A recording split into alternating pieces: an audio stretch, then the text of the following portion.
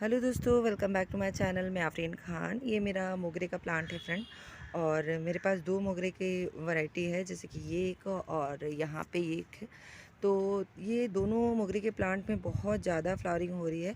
तो हम अपनी मोगरे के प्लांट की कैसे केयर करें जिससे हमें इस तरीके से फ्लावरिंग मिले, क्योंकि कई बार होता है ना, हम अपने मोगरे के प्लांट में बहुत ज़्यादा यानी कि कंपोस्ट डालते हैं, लिक्विड फर्टिलाइज़र डालते हैं, तो फिर भी हमारे मोगरे के प्लांट में फ्लावरिंग नहीं होती है।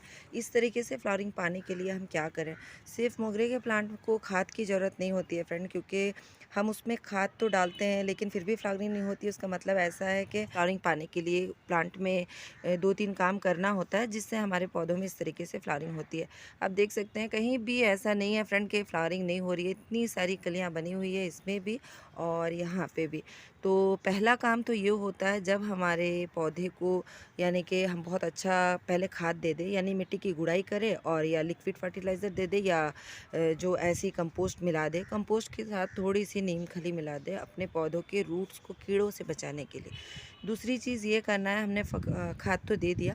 दूसरी चीज़ ये करना है, करीब 15 दिन में एक बार प्याज के छिलके का फर्टिलाइज़र, प्याज के छिलके को पानी में डाल के रात भर भिगो के रखना है और सुबह के टाइम पे उसका फर्टिलाइज़र अपने प्लांट के पॉट में डाल देना है। दूसरा काम ये है। और तीसरा काम ये है फ्रेंड कि हमारे पौधों की जो ये ब्रांचेस होती है, जैसे कि आप देख सकते हैं यहाँ पे ये ब्रांच है जो सूखी हुई है और ये ब्रांच जो है अच्छी है। इसमें से 2 कलियाँ आई हुई है ना, तो ये सामने का जो सूखा हुआ ब्रांच है, ये छोटा सा ब्रांच भी हमें कट करना होगा।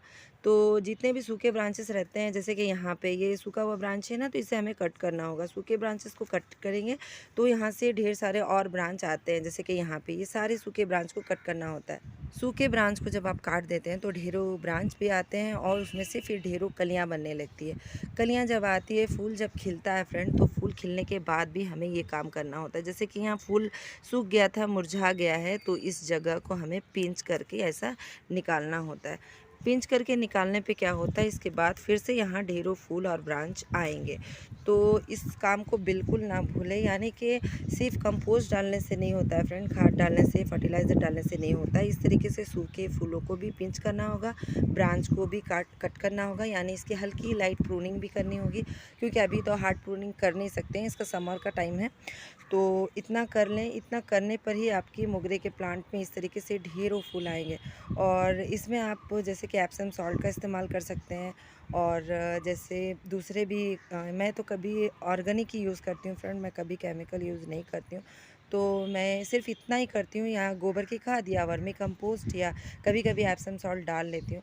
तो सिर्फ इतना कर लें। आप एप्सम सॉल्ट का इस्तेमाल नहीं करेंगे तो भी चलेगा।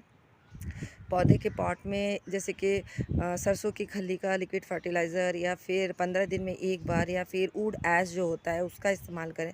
सिर्फ ये छोटी छोटी चीज़ों को करने पर ही हमारे पौधों में ढेरों फूल आते हैं, और इस तरीके से हमारा पौधा बहुत ज़्यादा फूलों से भरा रहेगा।